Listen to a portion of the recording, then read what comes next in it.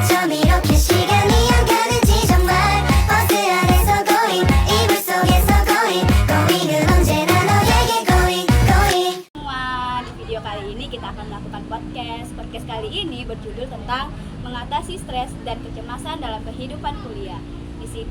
Dan saya hostnya Ruth Stevi Arkata Buntom dan dua narasumber. Narasumber yang pertama Titin Yaminale Kareta Saribu dan Orlando Buntom. Nah, sebelum kita masuk ke podcast kita, saya mau nanya dulu dong, latar pendidikan Kak Titin gimana? latar titik ya kan? Oke. Latar pendidikan yang saya tempuh itu mulai dari TK, yaitu ada di TK swasta Gladwipia Tarutung, dan SD selama 6 tahun itu di SD swasta Gladwipia Tarutung juga, serta SMP selama 3 tahun itu juga di SMP swasta Gladwipia Tarutung. Untuk SMA, saya menyelesaikan 3 tahun SMA saya di SMA Negeri 1 Tarutung, dan sekarang saya menempuh pendidikan kuliah di Universitas Negeri Medan semester 6. Kalau Abang Orlando di mana nih? Nah, untuk latar belakang pendidikannya nggak TK, baru SD-nya di Batuna 2, SMP-nya pun di SMP Negeri 2 Pangaribuan yang letaknya juga di Batuna 2, dan SMA-nya di SMA 1 Pangaribuan. Nah, untuk kuliahnya sekarang kuliah di Universitas Negeri Medan semester 6. Oke, berarti orang kakak ini kuliahnya di Unimed ya? Gimana Kak rasanya kuliah di Unimed Kak? So far so good ya, dan semua dinikmati aja, walaupun kadang ada rasa stres, kadang juga kita dilema dengan banyaknya tugas Unimed ya, KKNI, tapi semua harus berjalan, everything harus jalan lah pokoknya. Ya, kalau Abang Orlan gimana nih? sangat mengerankan sih, beda sama yang dibayangkan sebelum masuk ini. Awalnya kira kuliah itu cuma dikit-dikit gitu aja, saat masuk Unimed tugasnya banyak kali. Awalnya coba-coba ya, lama-lama kok kayak gini. Saya nyebut merek di sini. Nah, saya sekarang mau tanya nih sama Kak Titin, bisa nggak kakak ceritakan sedikit tentang pengalaman kakak menghadapi stres dan kecemasan selama kuliah? Jadi gini, kuliah tanpa stres itu nggak mungkin ya, tapi kalau kita kuliah juga diiringi dengan banyaknya hobi, aktivitas positif lainnya, ya pasti bisa juga untuk diatasi. Misalnya kayak saya itu kan K-popers dan juga si drama lovers gitu, jadi saya biasanya nonton reality show juga, nonton ya banyak NCT gitu, baru kadang juga nonton drama Cina secara ongoing, supaya misalnya 2-3 jam itu saya gunakan untuk relaxing aja sambil ngerjain tugas gitu. Jadi seenggaknya stres yang saya alami di Unimed ini bisa berkurang sedikit. Begitu ya Kak. Kalau Abang Orlan gimana? Tentang menghadapi stres yang tadi ya.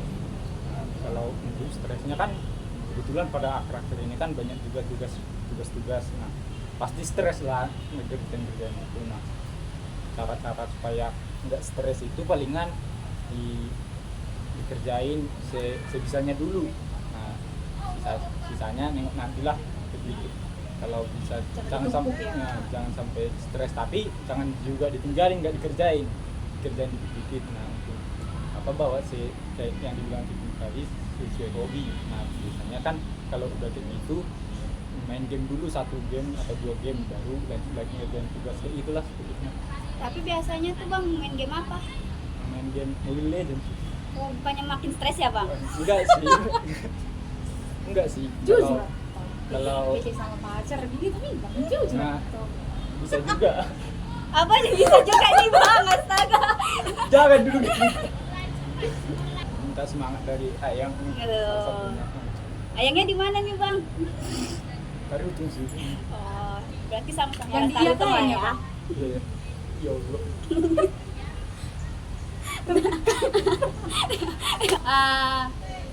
Strategi apa nih yang bisa Kak Titin untuk mengatasi stres dan kecemasan tersebut? Oh, kalau untuk strategi ya, kan tugas KKN itu ada 6, dan itu untuk mata kuliah yang aku ambil sekarang itu ada 6 juga. Jadi dalam kalian kan berarti 36 tugas yang harus dikerjakan. Terlebih juga ada kegiatan lain, organisasi atau studinya di luar. Jadi kalau untuk itu lebih ke manage aja, mana yang misalnya gini, mata kuliah yang di luar dikumpul jadwal dari jadwal itu diusahakan untuk dikerjakan di luar, dan juga ngerjain mana yang lebih simpel di luar. Misalnya kalau kita hanya ngerjain makalah, kan kita udah punya contoh makalah sebelumnya, ditambah juga kita harus cari yang sumber, sebaiknya itu dikerjain di luar. Kalau misalnya seperti tugas video, tugas-tugas seperti membuat suatu aplikasi atau yang lain, itu bisa dilakukan di terakhir karena itu butuh tenaga dan menguras energi yang cukup banyak. Jadi kalau untuk di akhir nanti lebih bisa memanage lagi kalau untuk ngerjainnya. Itu sih kalau dari aku. Strategi Kak Titin ini bagus ya teman-teman. Sangat bagus. Kalau perlu Ayo, diterapkan. kalau saudari Orlan gimana strateginya? Untuk strategi menghadapi stres ini kan biasanya kami kan yang laki-laki biasanya badminton tiap hari Rabu lah, kalau nggak Kamis. Nah itu untuk mengurangi stres. Baru untuk tugas-tugasnya mungkin kalau untuk tugasnya sama kayak tadi lah dikerjain hafal, kalau nggak minta sama kawan seperti itu. Minta sama kawan. Kalau kawannya pelit gimana tuh bang? Ya paksa minta. Kalau kawan pelit itu jangan ditemenin ya teman-teman, karena manusia-manusia apatis kayak gitu harus dijauhi. Dia itu sosok pelit tapi ternyata butuh, jadi itu dijauhin aja. Dia jangan pelit-pelitkan dia. Kakak ini lama-lama curhat guys. Ya, Ya, kalau minta baru, kalau enggak kayak kami kan kalau mata kuliahnya kan pagi-pagi semua. Nah itu kalau pulang dari kampus itu siap kuliah nggak langsung pulang ke kos biar nggak stres. Biasanya ke pondok. Iya ke pondok salah satunya, baru main Uno sampai Sore stres juga sih. Tapi stresnya dia beda. Oh, stresnya beda ya kalau Nah. kumpul sama temen-temen ya. Oh. Tambah lagi apalagi ini ada pistip. Nah, Oh, apalagi kalau dibully ya. Oke. oke, bisa strateginya. Oke. Apa lagi? Dari kakak-kakak ini punya jadwal nggak gitu untuk biar nggak tabrakan gitu jadwalnya sama saya kakak ngerjakan apa gitu.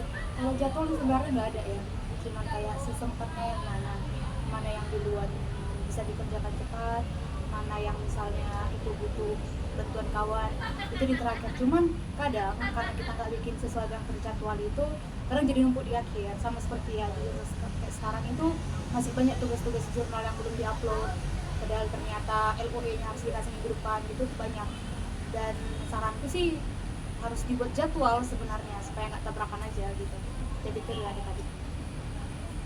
Bagaimana? Kalau untuk jadwal sih nggak ada, suka-sukanya aja kayak Kapan mau dikerjakan, mau dikerjakan. Misalnya kan ada deadline nanti baru sekarang dikerjain berapa apanya. Kalau satu Nah. minggu lah ya. Kalau nggak, kalau belum masih lama dikumpul, ditumpuk dulu, Oh, tunggu hamin deadline lah ya.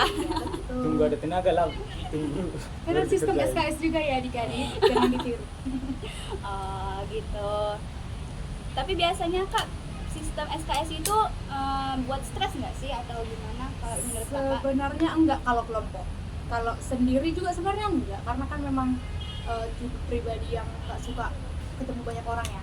Apalagi kalau belum dekat sama teman sekelompok, kadang juga pemikirannya sama pemikiran kita beda. Cuma karena memang tipenya jangan ngerjain SKS kan, saranku jangan SKS, minimal hamil 1 hari atau hamil 2 hari gitu. Jangan sistem SKS karena bakal berantakan itu aja. Bang Orlan gimana? Kalau SKS masih bisa sih, tapi inti dari apa yang kita buat itu nggak tahu lagi apa isinya. Iya, jadi Itu kayak- langsung kayak asal-asal buat, yang penting penting siap. Betul. Jadi kalau ditanya dosen jadinya Iya, ngangong-ngangong ya. Udah dipelajari di kelas, dosen jelasin, dia apa sih yang dibahas ya gitu. Kadang juga sambil cek out Shopee saya. Kakak kalau menghilangkan stres itu mau nggak hangout gitu sama temen-temennya atau gimana? Yes, exactly. Itu kan penting kali lo itu. Jalan-jalan misalnya Kak. Ya minimal tuh ke rumah Bonita. Nyari aja. Ke rumah Bonita masak Indomie itu udah betul-betul healing yang paling benar. Gak usah kayak misalnya kayak harus jalan-jalan ke mall, harus makan di luar tuh cuman Indomie sebungkus. Bagi berapa tuh Kak? Enggak sebungkus dong. 3 bungkus bagi 3 sih. Terus bikin teh manis dingin tuh udah healing sih. Seenggaknya nengok manusia di luar lah biar gak terlalu tertutup kali. kayak offline. Iya. Kalau Abang Orlan gimana? Di kos terus atau gimana nih? Kalau Ayam tadi. Oh, Oke. Ya kalau Abang Orlan gimana? kalau apa lebih suka di kos sih. Kalau di kampus, kalau udah tau kampus ya di kampus terus maksimalin sampai jam pulangnya, sampai biasanya jam 4 baru pulang kan. Baru kalau nggak ke kampus lah misalnya, lebih suka di kos aja sih, lebih main game, baru ya itu yang tadi PC ayam. Masih introvert ya guys ya, nggak mau keluar, nggak mau ke mall Apatis gitu. sih guys. Soalnya kalau di kampus juga nggak ngapa-ngapain sama aja kan. Apalagi anak kos temporosan lah namanya. Iya, iya. Jangan curhat ya bang, nggak ada duitnya di sini. Jadi lebih baik kayaknya di kos aja, memanfaatkan Wifi kos. Nah, wifi kos juga masuk lah. Lola stres itu gimana Kak? Dijalanin aja. Jujur kayak stres itu kan datang dari pikiran kita sendiri. Kadang juga kita jadi kayak negative thinking sama keadaan yang masih belum tentu itu bakal terjadi. Jadi stres itu. Misalnya kayak ini tugasnya siap gak ya? Kalau misalnya ini ujian nanti bisa lulus gak ya? Itu nggak sebenarnya. Kalau memang kita belajar, kalau emang kita udah ngasih yang terbaik ya udah. Karena hasil dari luarnya itu nanti di luar batasan kita. Yang bisa kita lakukan sekarang berusaha aja. Gitu. Jadi jangan semua dibawa stres. Santai aja sambil nengok foto review. Kata-kata kak ini kakak ini bagus-bagus semua ya guys ya. Aku Bisa kan lagi WO. diserap ya. Kalau Bang Orlan gimana nih? Jalan lagi. Galak PC ayangnya. Kamu akan stres. Tambahnya stres. Tapi kalau kemarin putus. ku tengok makin stresnya kau. Ya kadang-kadang kalau ada masalah ya makin stres, tapi kalau pas baik-baik aja ya bisa mengurangi stres. Tapi gimana ya, kalau kan misalnya kan nggak harus sama yang misalnya ada lah masalah kan, banyak tugas baru tiba-tiba ada banyak tugas dikumpul sekarang kayak gitu kan bisa tiba-tiba jadi panas kepala kayak stres gitu. Nah, solusinya palingan ngajak kawan main-main lah kayak gitu, main game keluar, baru curhat kayak gitulah. Apapun permasalahannya tetaplah Mobile Legends. Nah, iya. Tapi jangan emosi juga di Mobile Legends. Cuman hiburan ya guys Cuma ya. hiburan aja, bawa hiburan, jangan dianggap serius. Oke. Nah, aku mau nanya nih. Orang kakak biasanya kalau mau ujian itu stres nggak Kak?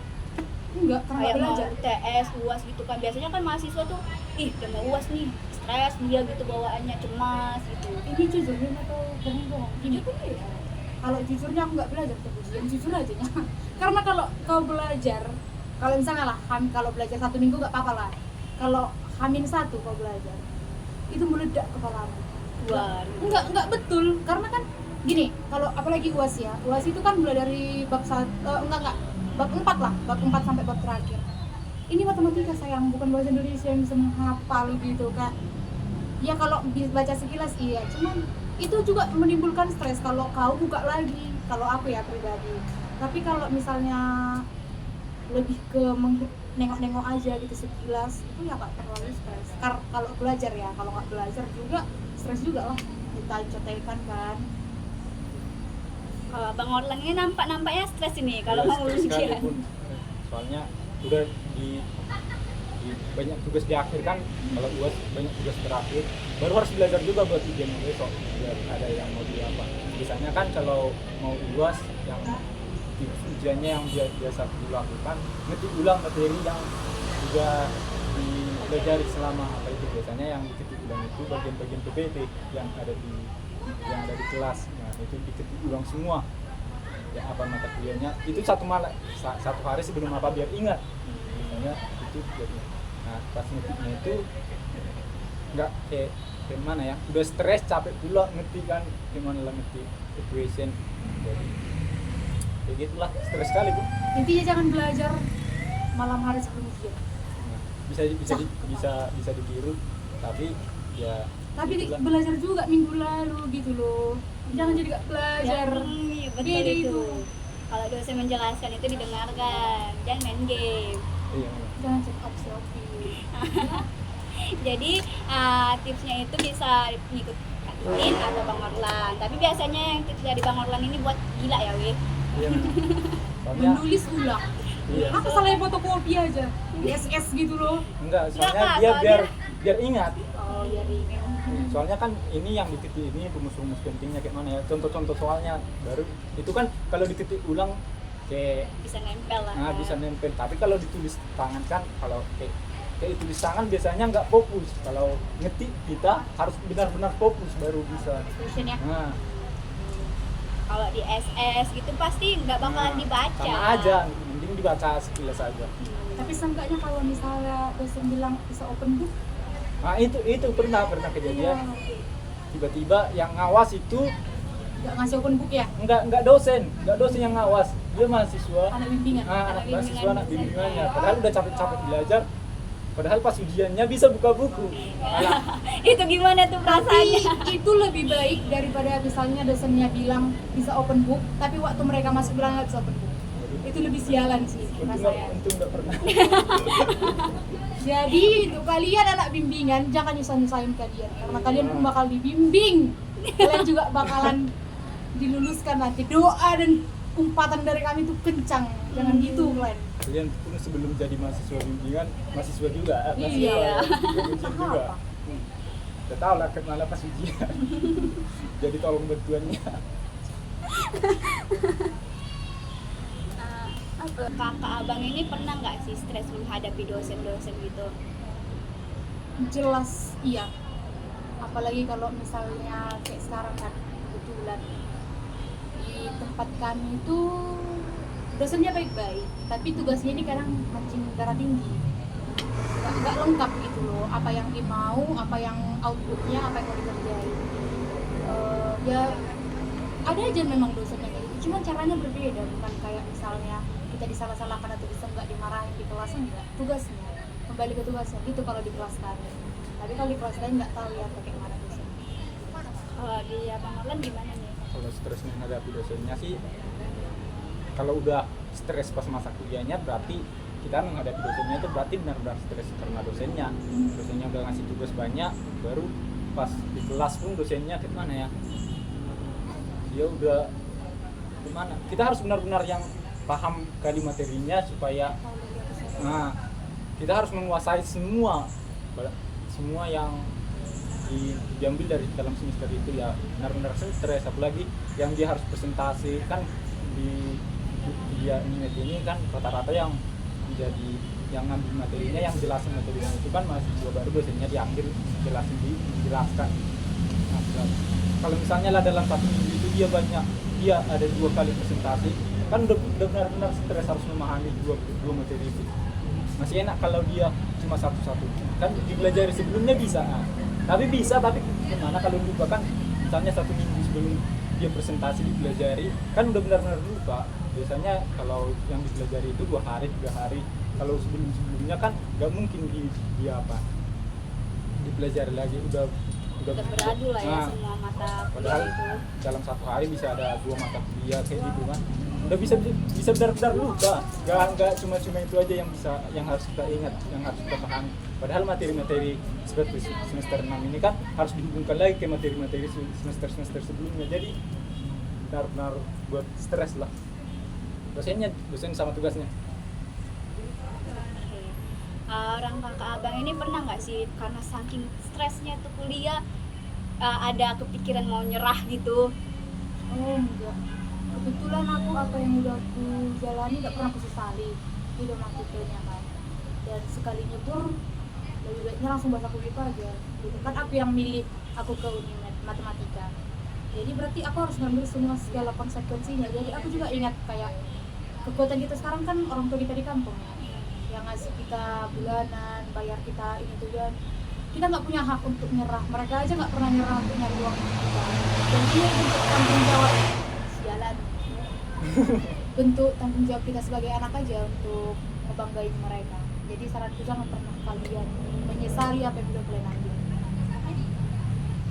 Bang Orlan gimana nih? Kalau karena stres untuk nyerah sih kayaknya nggak ada, soalnya kebetulan kan kuliah ini dibayar pemerintah. Nah, kan nggak mungkin nggak dimanfaati sebaik mungkin, harus dimanfaatkan lagi sebaik mungkin. Itu pun kak biaya dari pemerintah tuh biasanya masih belum cukup, masih yang nyusahin yang dari kampung. Makanya kurang lah ya. padahal di kampung nyari uang itu susah.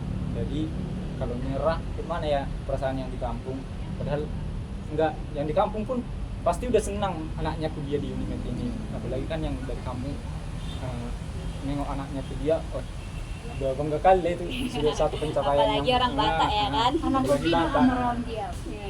Apalagi dia kita ini kan ngambil yang profesi ke pendidikan, yang jadi guru itu kalau di kampung kayaknya itu Calon mantu idaman saya. itu kayak profesi yang paling tinggi di apa ya, di muka bumi ini, itu yang profesi yang paling atas, yang lainnya di bawahnya udah. Paling dihormati lah ya gitu. Yang penting kalau guru udah dihormati kali itu. Lagi kalau PNS bilang. Nah, Karena ada sertifikasinya sayang. Jujur aja. PNS. Oke. Orang kakak abang ini pernah nggak meditasi gitu? Meditasi enggak. Karena aku bukan tipe orang yang tenang. Bukan tipe orang yang bisa, aku anger isu gitu, kayak misalnya kalau mau emosi, mau nampar aja gitu loh. Jadi nggak pernah meditasi gitu. Lebih ke dengerin musik, nonton drama gitu aja. Kak abang Erlang gimana kalau nih? meditasi sih kan meditasi kayak ketenangan kayak gitu. Nah, soalnya kebetulan kebalikannya, lebih susah lebih suka yang kericuhan, yang kayak hancur-hancuran kayak gitulah. Yang kalau masalah musik yang keras-keras kayak gitu. Kayaknya rock and roll gitu lah ya. Kalau kumpul-kumpul sama kawan yang langsung gimana ya, yang teriak-teriakan kayak gitu, yang nggak diam-diam mungkin mana ya. Kalau makin diam tuh makin stres. Nah. Harus dikeluarkan semua. Iya, makin dipikir-pikirin, makin dalam dipikirin. Apalagi kalau lagu-lagunya yang udah mulai sedih, waduh, udah Dengarnya dia 1 bulan. Jangan promosi kak. Oke. Abang kakak ini ada nggak solusi untuk cara menghilangkan stres gitu? Cara menghilangkan kecemasan dalam perkuliahan itu gimana biar nggak stres pas menghadapi ujian, stres di dalam kelas, atau stres dalam hal apapun lah gitu selagi mahasiswa gitu. Saya bilang kan, kalau solusinya sih tetap berpendirian, semua akan berlalu. Ya, bawa hepan aja, bawa santai. Semua kalau udah stres ya kayak tadi ya, semua jalan-jalan, main game, bercayang kayak gitu kan. Berenang kan di Medan ini banyak kolam renang, bisa lah jalan-jalan, shopping, bebas. Oh di kampung abang ada kolam renang nggak ya? Iya, kebetulan di kampung nggak ada kolam renang, jadi Sungai ada. nah sungai, tapi lebih enak di sungai daripada di kolam renang. Iya. sebenarnya. Kadang nanti kan di celanamu ada lagi kan. Nah, Oke, terus aja sayang. Oke kan? Kalau aku dengerin musik yang pertama, yang kedua itu nonton drama, terus jalan-jalan sama teman-teman gitu. Baru yang iya sama kayak yang kata Orlando tadi, semua bakal berlalu. Tapi memang cara kita melalui ini gimana gitu. Jangan kau usah dibawa stres semuanya. Karena kalau stres nanti berkerutlah mukamu, habislah skincaremu gitu. Jadi udah jalani aja semuanya, karena emang kembali ke yang aku bilang tadi, karena kan kita udah milih untuk di titik ini. Jangan cuma gara-gara stres sedikit kau memilih untuk menyerah. Kau udah di tahap ini, jangan sampai menyerah gitu. Dan juga banyak berdoa, telepon orang tua gitu, seenggaknya adalah orang yang bisa untuk kalian banggakan itu siapa, yang untuk kalian buat namanya itu makin naik itu siapa gitu. Apalagi kan kalau kita di orang Batak ini kan nama orang tua itu dipegang sama anaknya, jadi jangan sampai nama orang tua itu tercoreng cuma gara-gara tingkah anaknya itu aja. Apalagi orang Batak ya kak ya? Iya, karena orang Batak itu ada filosofinya itu anak kopi dan orang dia itu sampai nggak punya rumah pun bajunya itu aja, benar penting anaknya sarjana gitu. Jadi jangan pernah berpikir untuk menyerah untuk gapai sarjana cuman gara-gara stres, terutama karena ayah. Oke? siapa tuh? Oke guys, sekian dulu lah ya podcast kita. Terima kasih untuk Kak Titin dan Bang Orlan. Oke, see you guys.